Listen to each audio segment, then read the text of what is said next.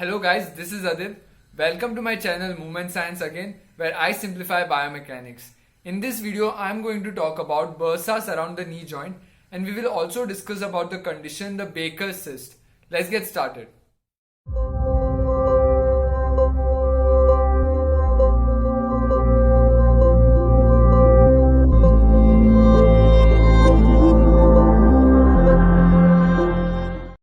In this video, I am going to cover the bursas around the knee joint and the special bursas which are connected to the synovial lining. I will also talk about the movement of the synovial fluid with knee flexion, extension and semi-flexion position. We will also cover Baker's cyst, its causes and the types of cysts. So to begin with, there are three bursas which are connected to the synovial lining. There is the subpopliteal bursa, supra-patellar bursa and gastronemius bursa.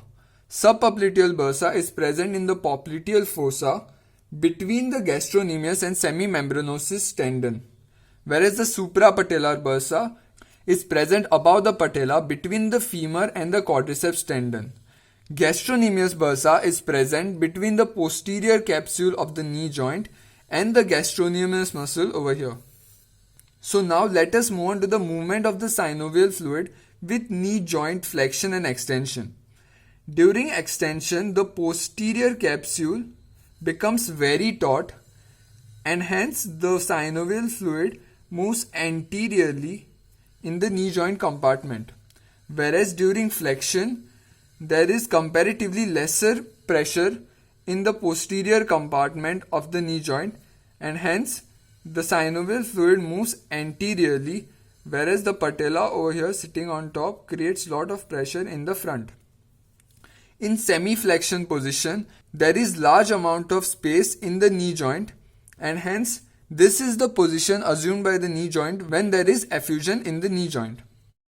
Effusion is accumulation of excess synovial fluid in the knee joint. During the extension, the subpopliteal bursa and suprapatellar bursa, which are on the posterior aspect of the knee joint, are compressed, whereas in flexion the suprapatellar bursa undergoes tension. Now let us talk about the other bursas around the knee joint. Apart from suprapatellar bursa, on the anterior aspect of the knee joint, there is the prepatellar bursa and infrapatellar bursa. The prepatellar bursa is present between the patella and the skin, and the infrapatellar bursa is present between the patellar ligament and the skin.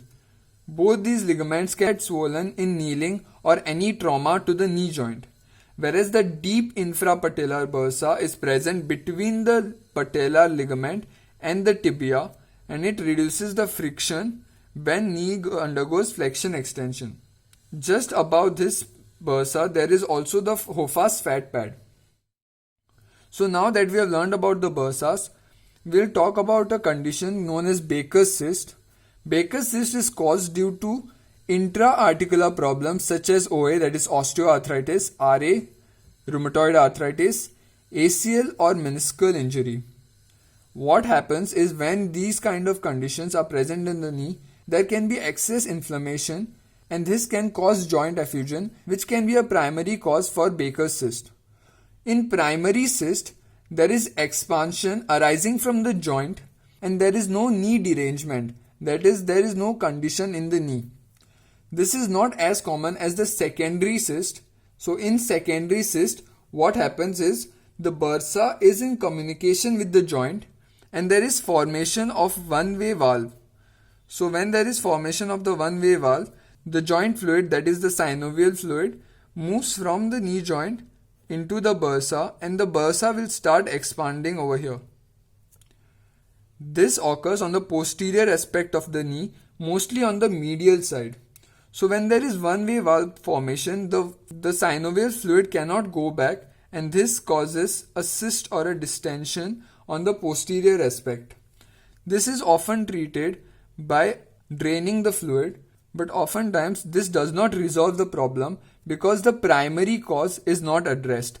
Hence, always the primary cause should be addressed, that is the OA, RA, ACL or any meniscal injury. So to summarize, we talked about the bursas around the knee joint.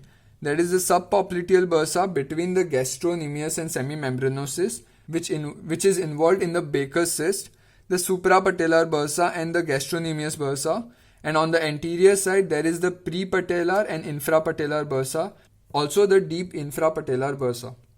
We also talked how the synovial fluid moves with flexion, extension, and in semiflexion how the knee joint capsule is in open pack position, hence knee assumes that position during effusion. And we also talked about Baker's cyst causes and types. If you like my content, please share it with your friends. Don't forget to hit that subscribe button and also let me know in the comment section what other videos you would like me to cover. Thank you for watching.